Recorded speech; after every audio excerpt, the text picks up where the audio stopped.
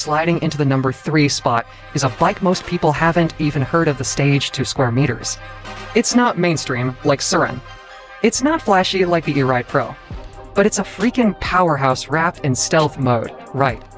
Out of the box, the stage 2 square meters throws down a peak of 8,000 watts. That's 8 kilowatt stock. To put that in perspective, that's more juice than a modded Surin with an upgraded controller and battery. And guess what? You don't need to touch a thing. It's already tuned to rip on flat ground. This thing will clock in around 55 miles per hour, and the throttle response is buttery. No jerkiness, no lag, just smooth, confident acceleration that doesn't freak out at the top end. The M2 has this rugged, clean frame design that screams durability.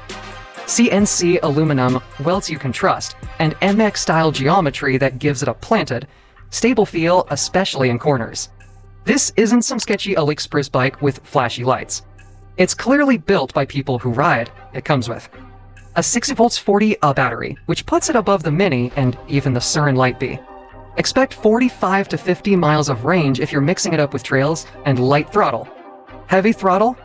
Still a good 30 plus miles. And you're not sacrificing torque. To get that, what surprised me most is the balance. It's heavier than the Mini, but way more stable. It gives off that big bike feel without being awkward. Think Mini, motocross, but electric, super responsive, but not sketchy at high speeds. This is the bike for people who don't want to be basic. You're not trying to flex a Surin logo, you're flexing pure performance. It's the sleeper pick that feels premium without the premium price tag.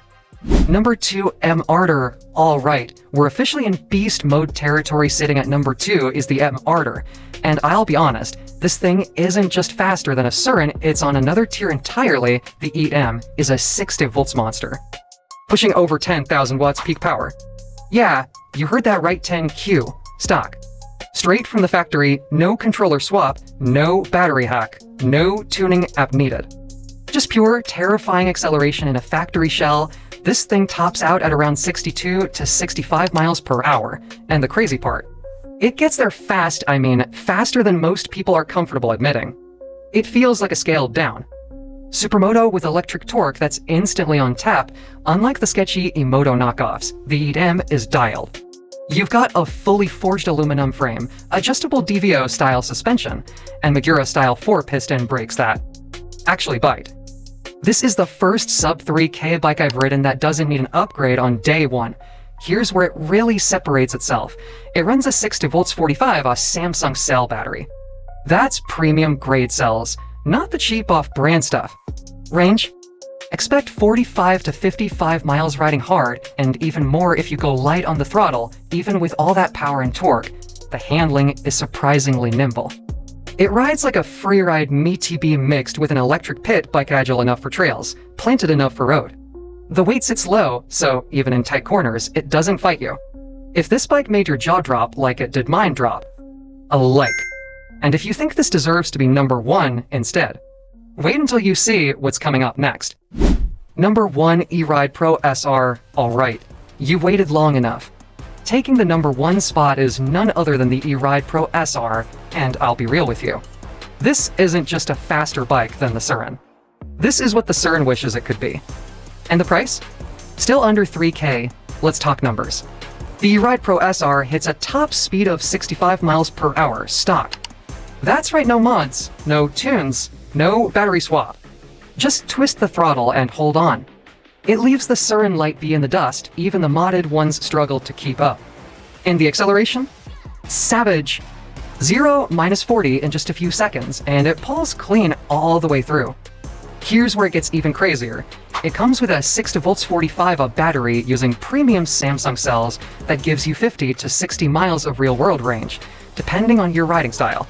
And the BMS is smart thermal protection, reg braking. And it even adjusts current under heavy loads to protect your cells. Try finding that in a Surin stock pack, you won't. Let's talk about ride feel. The frame is a CSE machined aluminum beast, stronger and cleaner than the Light B. It has a longer wheelbase for stability at speed, and the geometry feels MX inspired but still nimble in tight corners. Suspension? Fully adjustable front and rear. You can actually tune rebound and preload without needing to dump $1,000 into aftermarket shocks. It's not just about speed, it stops just as well as it goes. The SR comes with 4-piston hydraulic brakes, front and rear. They bite hard and consistently no fade after to laps or a downhill run. The throttle is smooth and progressive. Not twitchy like early Surens, and the LCD dash is clean, minimal, and gives you live metrics like temp, range, and controller load. The eRide Pro SR is what you get when a company actually listens to what riders want: more speed, more range, better suspension, and a clean, aggressive build without needing to dump another $2,000